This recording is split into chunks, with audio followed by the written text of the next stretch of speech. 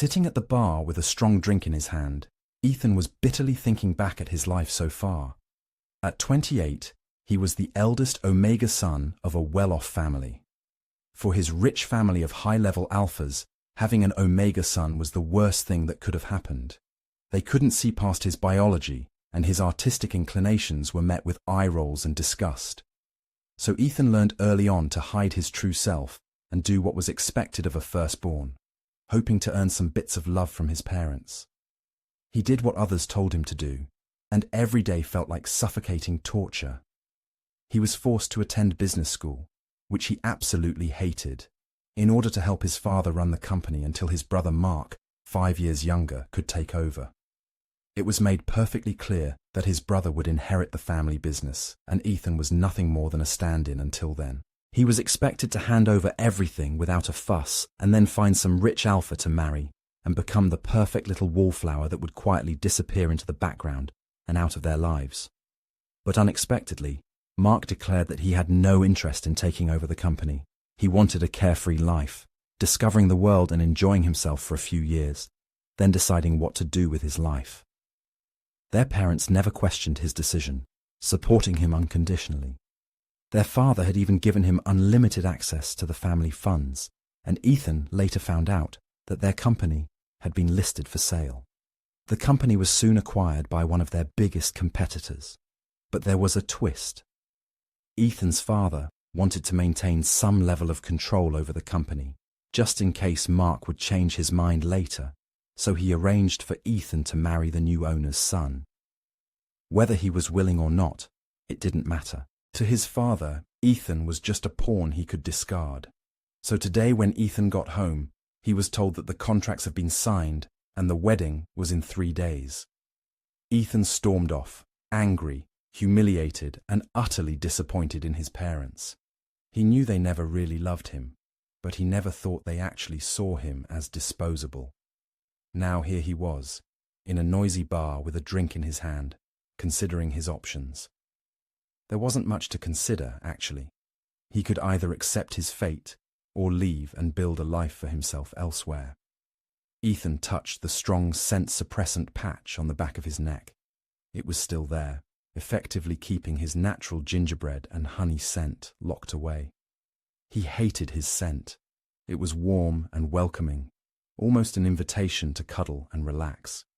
He couldn't control boardrooms filled with aggressive alphas or effectively handle negotiations, smelling like a Christmas treat, so he made his scent vanish, along with his personal dreams and emotions. "Mind if I join you?" A deep voice suddenly sounded in Ethan's ears. He raised his head only to meet the most astonishing green eyes he had ever seen. The owner of those eyes also had a handsome face, with refined features and a calm demeanor. He could be a prototype for the tall, dark, and handsome type of man, Ethan thought to himself. But even more striking was this man's scent: pine, snow, and cold winter wind. The scent of a top alpha, so powerful it awakened Ethan's dormant Omega instincts. "I don't want another drink, thank you," he said, hoping the man would leave him alone with his thoughts.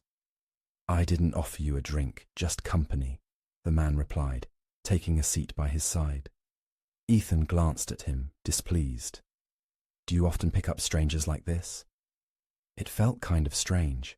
He looked more like the type women and Omegas would flock over and fight for. No need for him to trouble himself for a date. "No, just my future partner," he replied unfazed, looking at him with a serious expression. Ethan burst out laughing, and he couldn't stop for a while. The irony and absurdity of his words weren't lost on him. "Sorry," he said, wiping the corner of his eyes. "That position is already taken." A grin of disdain appeared on Ethan's lips. "Oh?" The man's expression turned curious. "You don't seem pleased about it. Don't you like him?" "I never met him before. I was just auctioned off to the highest bidder." The man's face instantly darkened and a dangerous light flickered in his emerald eyes. "Do you want to talk about it?" "Why?" Ethan scoffed.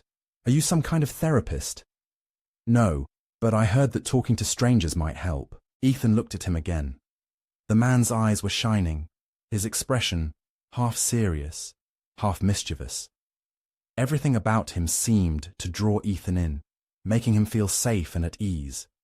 Ethan found himself talking about things he had never told anyone before: his love for art and literature, and the fact that he secretly got an online degree in this field, which was his pride and joy, his dreams of becoming a painter and opening an art gallery, his dislike for the cold and cutthroat business environment, the fact that he must hide his true self every day in order to survive, and how his own family made him feel worthless and insignificant.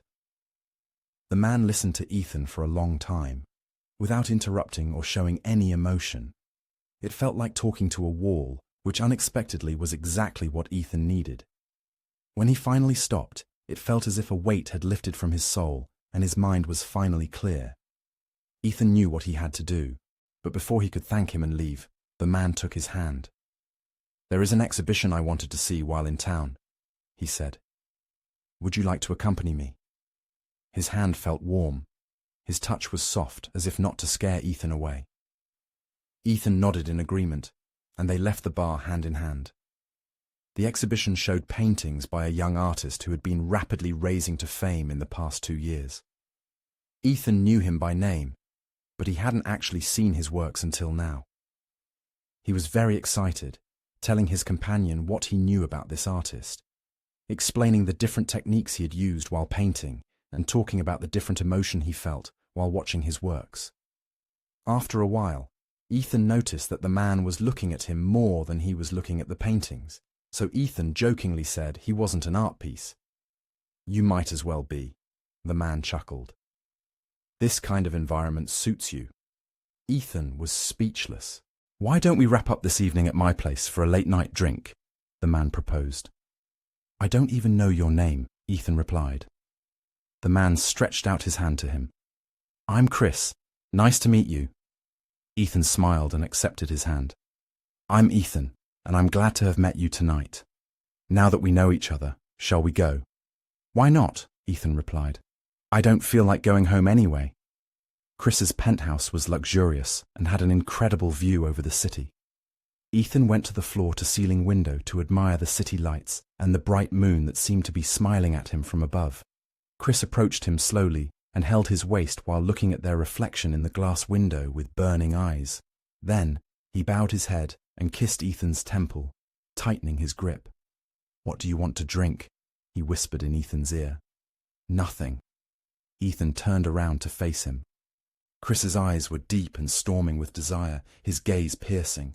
He kissed Ethan, lightly at first, as if ready to stop at the smallest sign of opposition, then deeper and deeper, passionately, making him feel dizzy and out of breath.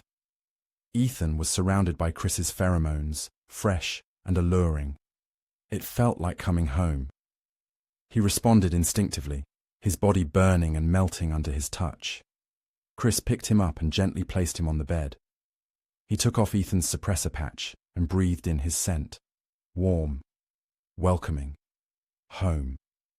"Ethan, you are the best surprise of my life."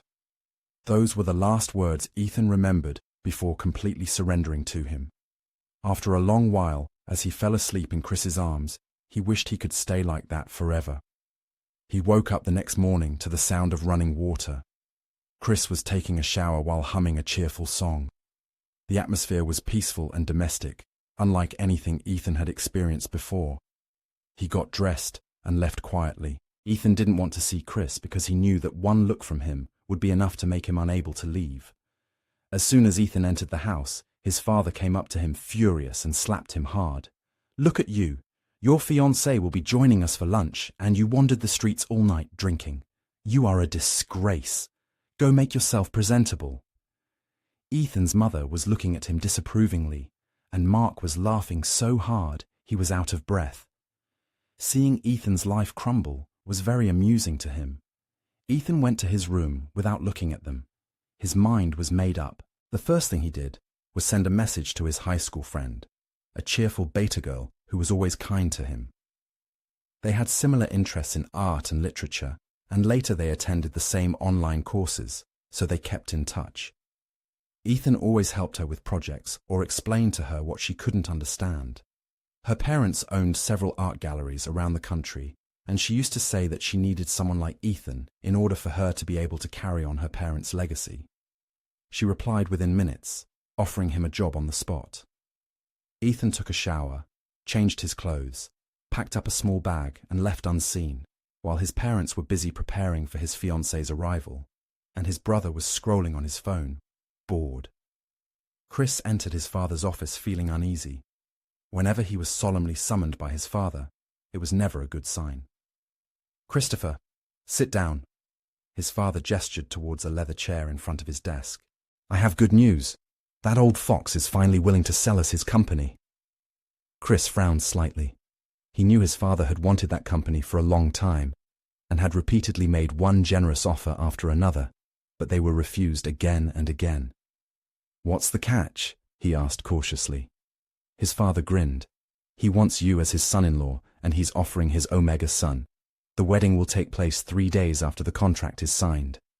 "What?" Chris was taken aback. He knew Ethan's reputation as a cold and calculated businessman, emotionless and flawless during negotiations, managing his father's company with an iron fist. In their business circle, they called him the Ice Prince. He had seen Ethan before at a social event.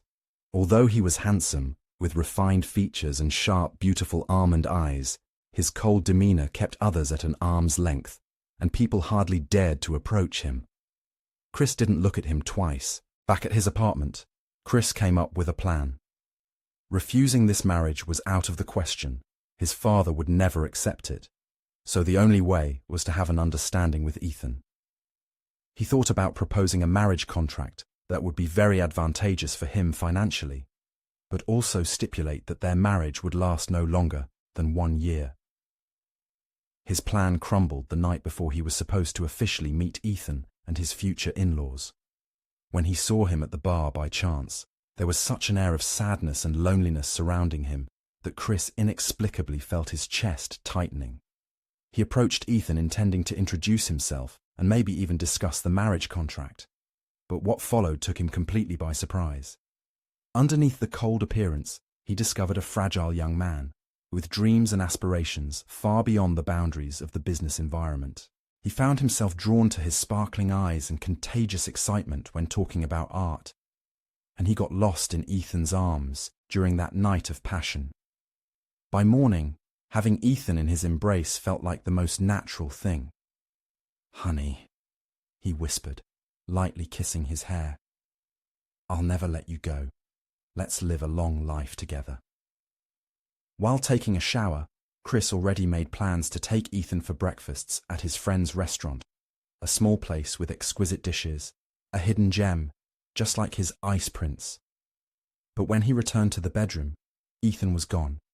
He took a deep breath, trying to calm down. "It's okay," he told himself. "I will see him in a few hours and I will explain everything." When he entered Ethan's house, his nervousness was well hidden under an icy appearance. He was greeted by Ethan's parents and brother, but Ethan was nowhere to be seen. After exchanging a few polite words, he asked about him. "He must be in his room, making sure he looks presentable," Mark said with an unpleasant grin on his face. "Come, future brother-in-law, let's have a drink before he spoils all the fun." Chris followed them to the salon for drinks, while a maid was sent to call Ethan. A few moments later, while Chris was trying hard to ignore Mark's annoying conversation, the maid returned with a fearful look on her face. "Sir, Mr. Ethan is not in his room and—" The maid hesitated before continuing. "His things are also gone." The room fell silent for a moment, then everything turned chaotic. Ethan's father's face turned red with anger, screaming at the servants and taking out his phone to call him. His mother started crying about this ungrateful son of hers, and his brother burst out laughing. Only Chris stood there quietly, his face pale and his hands slightly trembling. He had just lost his hidden gem. Ethan stepped into the arrivals terminal feeling lighter than ever. His friend, Hannah, was waiting for him with her daughter Annie, a bubbly 4-year-old who seemed really excited to meet him. "It's been such a long time since I last saw you. I can't believe you're actually here," Hannah said while embracing Ethan. "Let's get you home to meet Tom. You'll stay with us until you find a suitable place. I won't accept anything else, she continued cheerfully. During the next few weeks, they fell into a comfortable routine. Hannah and Ethan would visit the location of the new art gallery, discuss marketing strategies, renovation plans, contact artists, plan the opening night, and invite relevant press members. In private, Ethan would help with house chores and take care of Annie whenever needed. He loved taking her to kindergarten and listening to her stories about her friends and teacher. He even started volunteering at her daycare and teaching an age-appropriate art class. Ethan finally felt a sense of belonging. Life was peaceful. Work was progressing smoothly. He found a nice little apartment not far from his friends and turned it into a cozy retreat. He also changed his phone number and enjoyed the silence. He was finally far away from his former life. The only thing Ethan would constantly think about was Chris. His eyes, his touch, his kiss, his scent. He missed everything about him. Those memories would haunt his sleepless nights, sweet and lingering. For the first time in his life, Ethan had felt cherished and protected. He had tasted happiness, and now he could never settle for anything less. "You look pale," Hannah said to him one day, worry written all over her face. "I don't feel very well," Ethan admitted. "I've been nauseous for days. Must be a stomach bug or something I ate." Hannah looked at him, hesitating. "Do you think you could be pregnant?" she finally asked. Ethan fell silent. He never allowed himself to think about children, and now this was a real possibility. During his one-night stand with Chris, they didn't use protection, which in retrospect was a really dumb thing to do. The next day, looking at the 2 pink lines on the pregnancy test, Ethan felt complicated. He was scared of doing this alone, but he was also happy. He was carrying the child of the only person who made him feel wanted, proof that he hadn't imagined it. He was now responsible for another human life, and he had to do his absolute best in order to give his child a good life. Hannah was very supportive. She helped Ethan find a good doctor. She rearranged his schedule to accommodate his morning sickness and allow him to rest, and helped with grocery shopping and meal prep whenever she could. The opening day of the art gallery arrived. Ethan fought his morning sickness, which was quite severe, and took care of everything. Guest list, catering delivery, and serving staff, checking the layout of the art pieces throughout the gallery. Then he joined Hannah for the press conference and the after party. It was a success. Hannah called him the next day, excited about the countrywide media coverage their opening day had received. There were also many excellent critique reviews about their choices for the exposition. In the following weeks, the art gallery flourished. Orders came in from renowned collectors. Contracts were signed, and they had a constant flow of visitors. One evening, while Ethan was standing on a 3-stairs ladder trying to hang a massive painting on the wall, he heard Hannah's voice from behind. "Ethan, we have a special guest." Ethan turned around and his foot slipped from the ladder. He braced himself for the fall, but 2 strong arms caught him in midair and held him tight until he stood firmly on the ground. When he looked up, Ethan met the same burning green eyes that had haunted his dreams for months. Chris's gaze was piercing, his nostrils flaring, filled with the comforting scent of gingerbread and honey. Ever since he found out about the pregnancy, Ethan had stopped using the suppressant patches. The doctor had advised him to do so, since strong medication could harm the child. Then Chris realized something else. While holding Ethan so close to his own body, he felt it, the slight bulge of his abdomen. Chris's heart started beating wildly, his eyes widened, and his grip on Ethan's waist tightened. "Ethan, this is—" "We already met," said Chris, his gaze never leaving Ethan's face. Then, he picked Ethan up and walked out. 20 minutes later, Ethan was standing in Chris's hotel room. "You are pregnant," Chris said, "with my child." It wasn't a question. "My God," he continued, cupping Ethan's face in his hands. "I've been looking everywhere for you. I thought I'd never see you again. How did you find me?" Ethan's voice came out small and trembling. "I saw a video of the opening day. You were there. I couldn't believe my eyes. After looking for you for so long, all it took was a news report. I settled my business matters and came right away. Chris's thumb brushed Ethan's cheekbone. "Come home with me, Ethan. I can't lose you again. Let's get married, raise our child together, and build the life we want." "Okay." Ethan was crying. He couldn't believe his life turned into a dream come true. They kissed for a long time, pouring out their feelings and longing, then spent the night in each other's arms, their scent mingling in perfect harmony. The following day, Ethan went to see Hannah. He explained his relationship with Chris and the fact that he will be going back and work remotely. Hannah was very happy for him, and little Annie gave him a big goodbye hug. Ethan moved into Chris's penthouse. They decided to get their marriage certificate in a couple of days. Chris would go to the company in the mornings to handle emergencies, then come back to spend time with Ethan.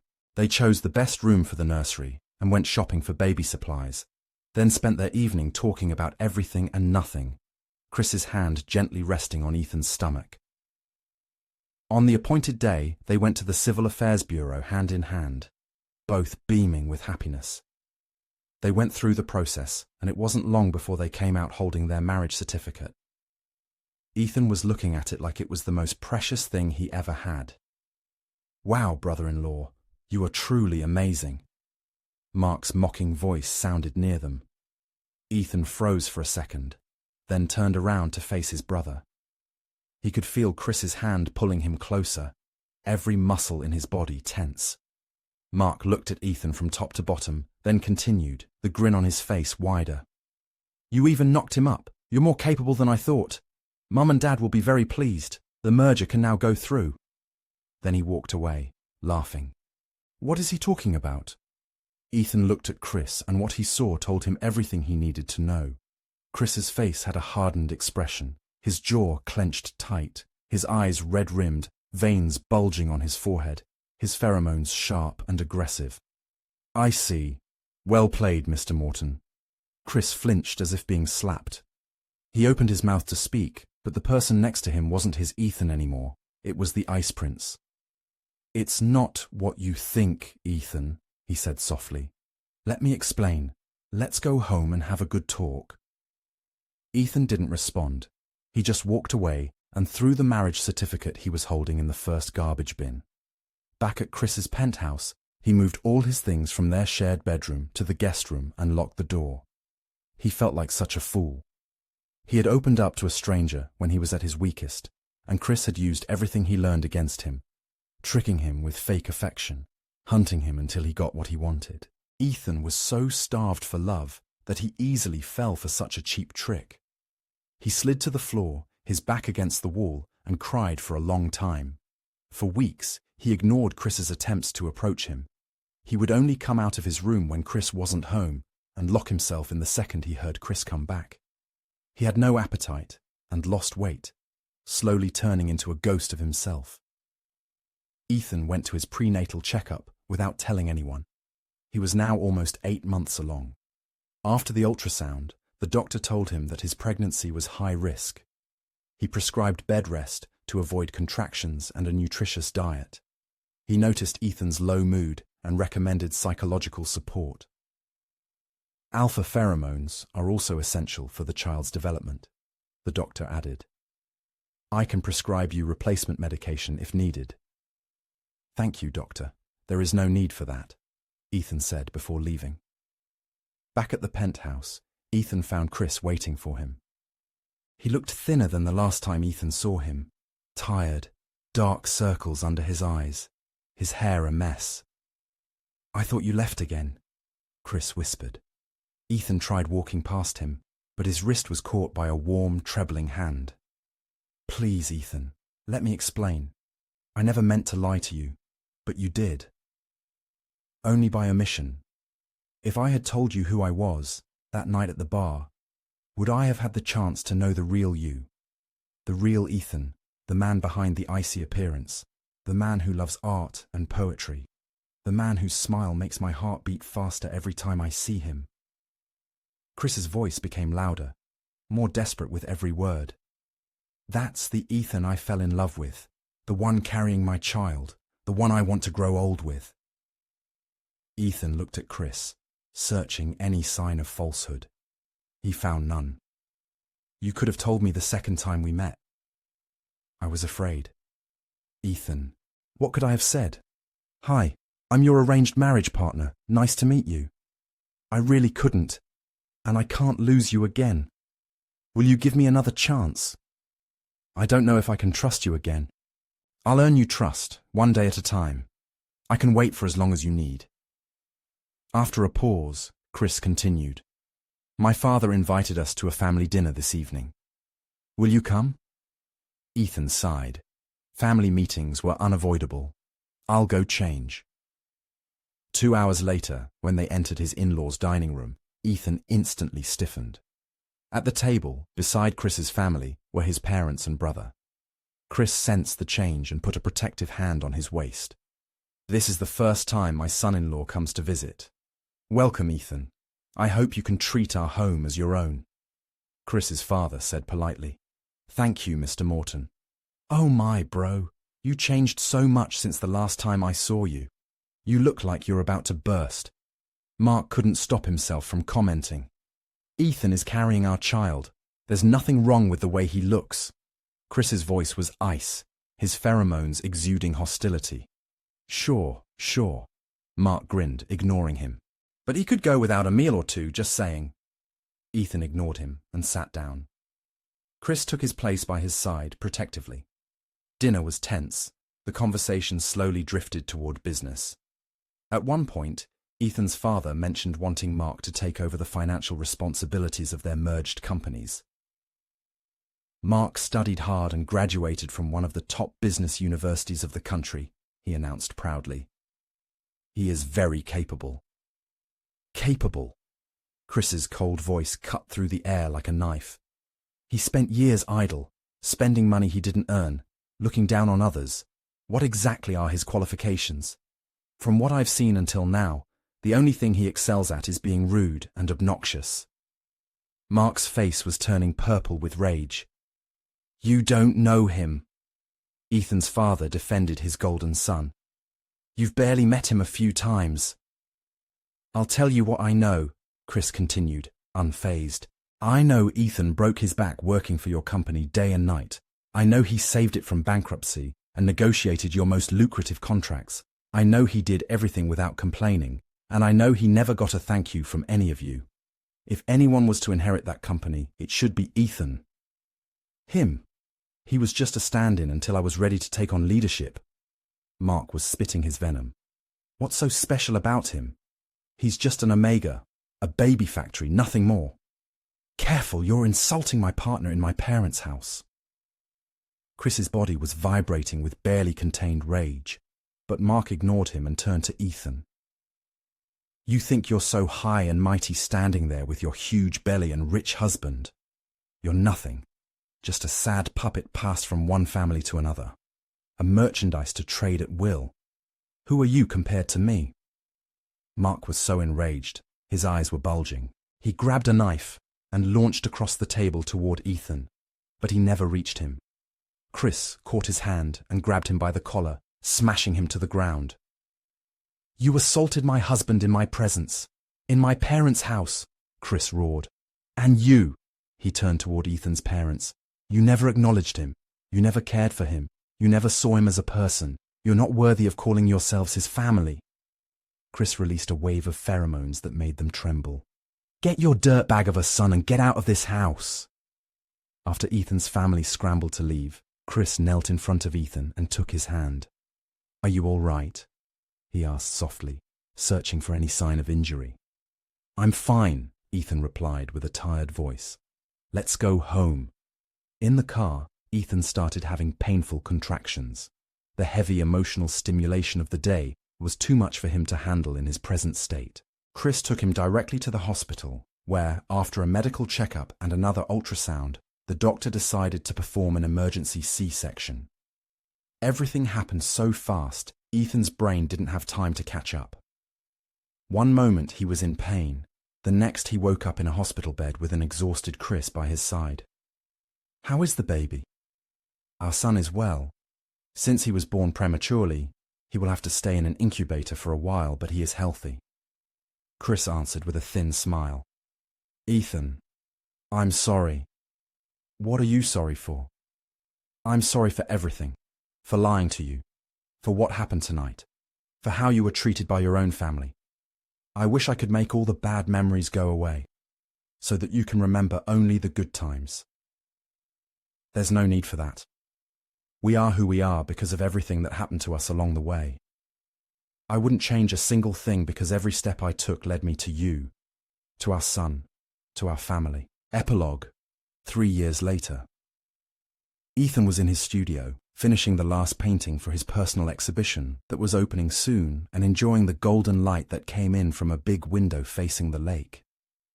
He massaged his shoulder contentedly, admiring his work with a critical eye. Suddenly the door burst open and his son ran excitedly toward him, his little arms stretched out. "Papa, come, Dad made pancakes."